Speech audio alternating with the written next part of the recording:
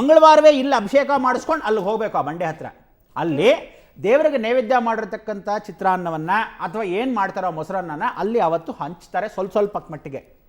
ಆ ವಿಶೇಷವಾಗಿರೋ ಅಮ್ಮನವರು ದರ್ಶನ ಮಾಡಿಕೊಂಡು 9 ನವಗ್ರಹ ವೃಕ್ಷ ಇದೆ ಅಲ್ಲಿ. ಸೊ ಆ ವೃಕ್ಷದ ಹತ್ರ ಒಂದೊಂದು ವೃಕ್ಷದ ಹತ್ರ ಕನಿಷ್ಠ ಪಕ್ಷ 5 ನಿಮಿಷ ಕೂತ್ಕೊಂಡು ನಮಸ್ಕಾರ ಮಾಡ್ಕೊಳಕ್ಕೆ ಹೇಳೋ. ಏನು ಹೇಳೋ? 5 ನಿಮಿಷದೊಳಗೆ. ರಾತ್ರಿ ಇವನು ಮನೆಗೆ ವಾಪಸ್ ಬಂದ ಮೇಲೆ ಇವನು ನಿದ್ರೆ ಮಾಡಿದಾಗ ಸ್ವಪ್ನದಲ್ಲಿ ಸ್ವತಃ ಯಾವ ನಕ್ಷತ್ರ ದೋಷ ಅಂತ ಇವನಿಗೆ ಗೊತ್ತಾಗತ್ತೆ. ಆಗ ನೋಡೋ ಆ ಅಮ್ಮನವ್ರ ದೇವಸ್ಥಾನದಲ್ಲಿ ಏನು ಅಂದರೆ ಯಾರ್ಯಾರು ನಿದ್ರಾವಸ್ಥೆ ಜಾಸ್ತಿ, ನಿದ್ರಾದೇವಿ ಅಂತ ಕರಿತೀವಿ, ಆ ನಿದ್ರಾದೇವಿನೇ ಸಂಹಾರ ಮಾಡೋಳೆ ಈ ದೇವಸ್ಥಾನದಲ್ಲಿ ಇರತಕ್ಕಂಥ ಚೌಡೇಶ್ವರಿ, ಎಲ್ಲಿ ಮಿಣಕಿನ ಗುರ್ಕಿಲಿ.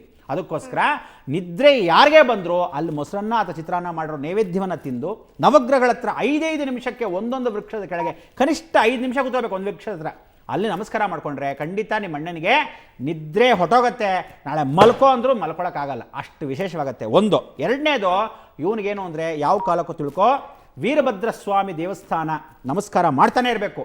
ಅದು ಬೆಂಗಳೂರಲ್ಲಿರಲಿ ಅಥವಾ ನಿಮ್ಮ ಹೊಸಪೇಟೆಯಲ್ಲಿರಲಿ ಅಕ್ಕಪಕ್ಕದಲ್ಲಿರಲಿ, ಪ್ರತಿ ಸೋಮವಾರ ವೀರಭದ್ರನ ನಮಸ್ಕಾರ ಮಾಡಬೇಕು, ಬಿಲ್ಲುಪತ್ರೆ ಹಾಕಬೇಕು. ಇಷ್ಟನ್ನು ಮಾಡೋಕ್ಕೆ ಹೇಳ್ಮೇಗ್ನ ಒಳ್ಳೇದಾಗತ್ತೆ.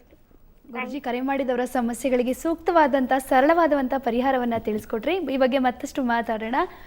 ವೀಕ್ಷಕರೇ, ಕರೆ ಮಾಡಿದ ನಿಮ್ಮೆಲ್ಲರಿಗೂ ಕೂಡ ಧನ್ಯವಾದಗಳು. ಹಾಗೆಯೇ ದೈವಾನುಗ್ರಹದಿಂದ ನಿಮ್ಮ ಎಲ್ಲ ಸಮಸ್ಯೆಗಳು ಪರಿಹಾರವಾಗಲಿ ಅಂತ ನಾವು ಕೂಡ ಆಶಿಸ್ತೀವಿ. ಇದೀಗ powered by Shashi Arya dish wash bar ಬ್ರಹ್ಮಾಂಡ ಕಾರ್ಯಕ್ರಮ ಮತ್ತೊಂದು ವಿರಾಮದ ನಂತರ ಮುಂದುವರಿಯುತ್ತೆ.